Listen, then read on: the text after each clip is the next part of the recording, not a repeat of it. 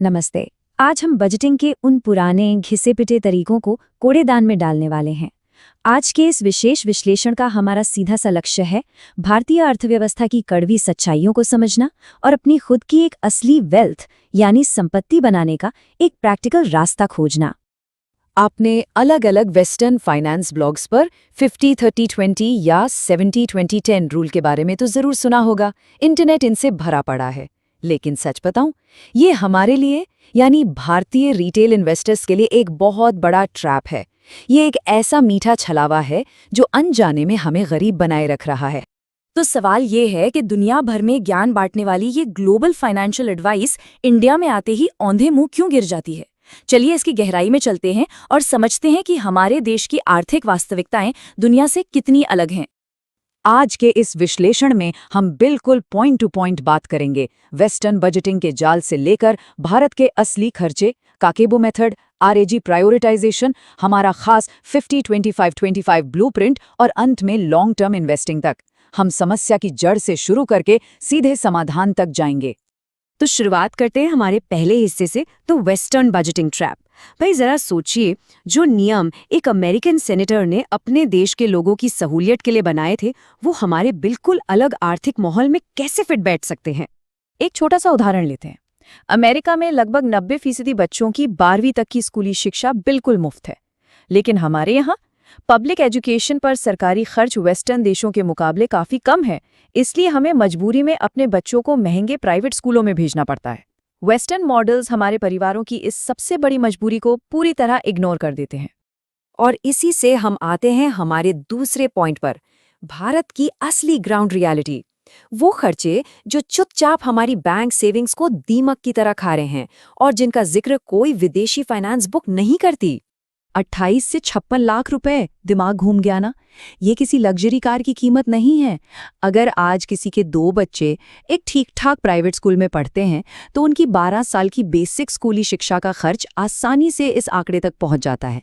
मतलब हर महीने 20 से 40 हजार रुपए सिर्फ स्कूल की फीस में जा रहे हैं। ये कोई शौक या वांट नहीं है, ये एक बहुत बड़ी नीड है जो उन विदेशी रूल्स की धज्जियां उड़ा देती है। और सिर्फ एजुकेशन ही नहीं, हेल्थ केयर ट्रैप तो और भी डरावना है।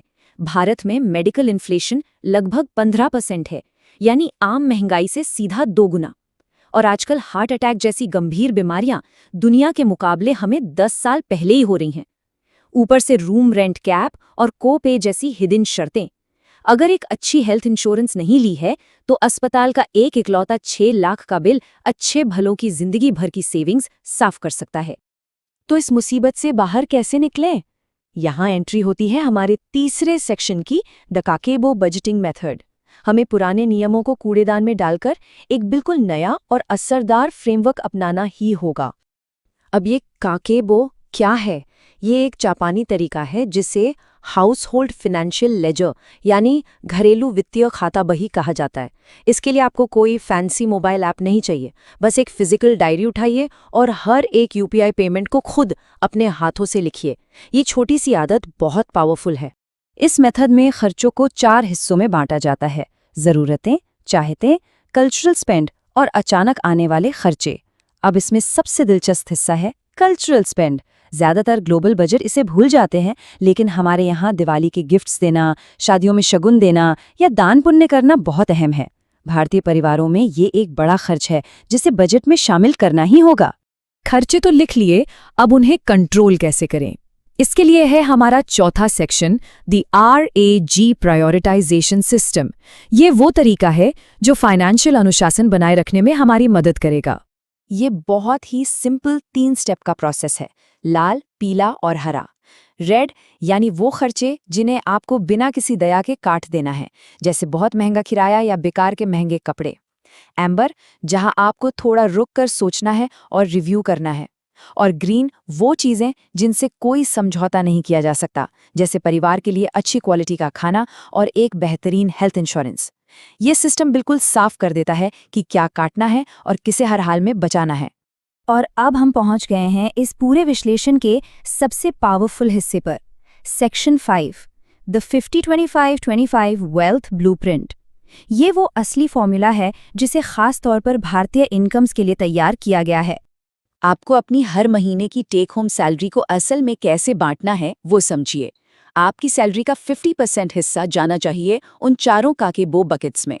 अगला 25% हिस्सा आपके शॉर्ट टर्म गोल्स के लिए है और बचा हुआ 25% सीधा आपकी लॉन्ग टर्म वेल्थ यानी लंबी अवधि की संपत्ति बनाने के लिए। अब इन दोनों 25-25% वाले हिस्सों में कंफ्यूज मत होइएगा। शॉर्ट टर्म गोल्स का मतलब है वो खर्चे जो कुछ ही सालों में आने वाले हैं, जैसे घर खरीदने के लिए डाउन पेमेंट जमा करना या किसी की शादी का खर्च। वहीं लॉन्ग टर्म वेल्थ का मतलब है आपकी खुद की रिटायरमेंट का पैसा या बच्चों की हायर एजुकेशन के लिए फंड। दोनों की टाइमलाइन बिल्कुल अलग है, इसलिए इन्हें अलग अलग बकेट में रखना बेहद जरूरी है। अब आते हैं हमारे फाइनल हिस्से पर, सेक्शन 6, लॉन्ग टर्म ग्रोथ के लिए इन्वेस्टिंग।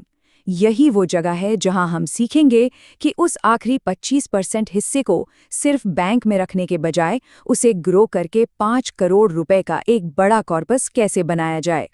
देखिए, सुरक्षित निवेश के लिए सुकन्या समृद्धि योजना जैसी स्कीम्स बेहतरीन हैं, जहां 7.6% का टैक्स फ्री रिटर्न मिलता है। लेकिन जरा इसे म्यूचुअल फंड्स की ताकत से कंपेयर तो कीजिए। करीब 21 सालों के लंबे रन में म्यूचुअल फंड्स आपको 15% तक का रिटर्न दे सकते हैं। इसका मतलब है कि कंपाउंडिंग का जादू आपकी वेल्थ को 4 गुना ज्यादा बढ़ा सकता है। सुरक्षित निवेश जरूरी है, लेकिन ग्रोथ को इग्नोर मत कीजिए। और हाँ, सिर्फ भारत की सीमाओं तक ही सीमित क्यों रहना? अपनी इस आखिरी 25% सेविंग्स को थोड़ा डाइवर्सिफाई भी करें।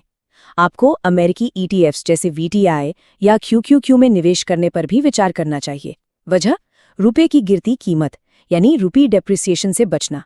हमें ऐसी एवरग्रीन एसेट्स चाहिए जो इंटरनेशनल लेवल पर हमारी परचेजिंग पावर को सुरक्षित रखें।